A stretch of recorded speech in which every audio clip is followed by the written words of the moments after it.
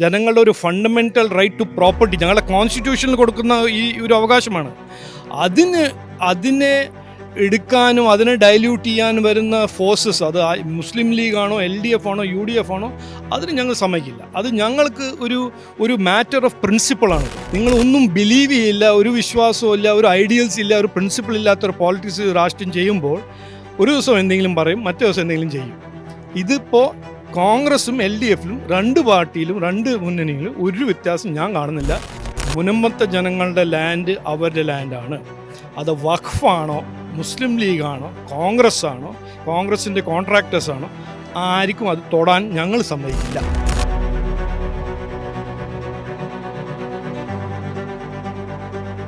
നമസ്കാരം. മുനമ്പത്തെ ജനങ്ങൾക്ക് ഐക്യദാർഢ്യം പ്രഖ്യാപിച്ചുകൊണ്ട് മുൻ കേന്ദ്രമന്ത്രി രാജീവ് ചന്ദ്രശേഖർ എത്തിയിരിക്കുകയാണ്.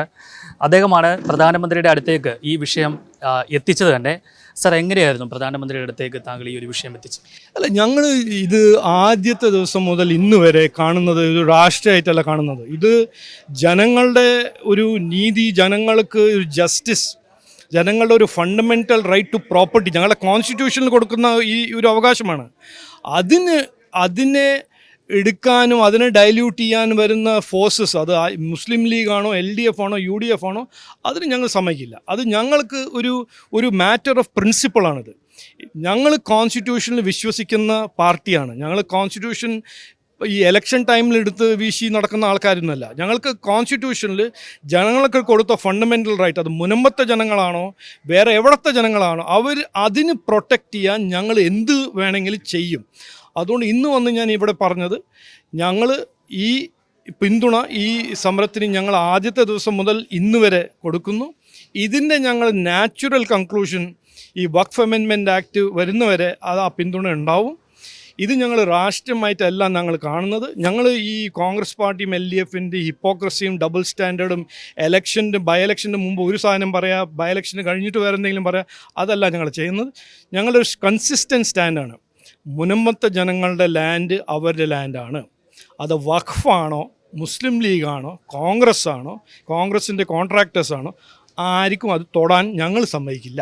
അതാണ് ഞങ്ങളുടെ ഒരു പൊസിഷൻ. സംസ്ഥാന സർക്കാർ എന്തായിരിക്കും ഇരട്ടത്താപ്പ് നയം സ്വീകരിക്കുന്നത്? അത് അവരോട് ചോദിക്കണം.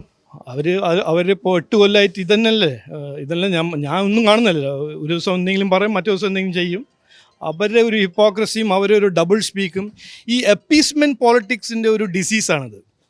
നിങ്ങളൊന്നും ബിലീവ് ചെയ്യില്ല, ഒരു വിശ്വാസവും ഇല്ല, ഒരു ഐഡിയൽസ് ഇല്ല, ഒരു പ്രിൻസിപ്പിൾ ഇല്ലാത്തൊരു പോളിറ്റിക്സ് രാഷ്ട്രീയം ചെയ്യുമ്പോൾ ഒരു ദിവസം എന്തെങ്കിലും പറയും, മറ്റേ ദിവസം എന്തെങ്കിലും ചെയ്യും.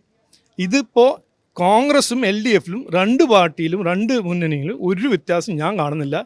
അതുകൊണ്ട് ആണ് ഈ മുനമ്പത്തെ ഈ ഇഷ്യൂ, അതിൻ്റെ പരിഹാരവും അതിൻ്റെ ഒരു ലീഗൽ സെറ്റിൽമെൻറ്റും കൺക്ലൂഷൻ എടുക്കാൻ ഞങ്ങൾ 100% കമ്മിറ്റഡാണ്. അത് ഞങ്ങൾ ചെയ്യും. മുഖ്യമന്ത്രി പറയുന്നത് വർഗീയ വേർതിരിവ് BJPയുടെ സൃഷ്ടി. മുഖ്യമന്ത്രിയോട് ഞാൻ ഹമാസിനെ പറ്റി പറയുമ്പോൾ ഞാനാണ് വർഗീയവാദി, മനസ്സിലായില്ലേ?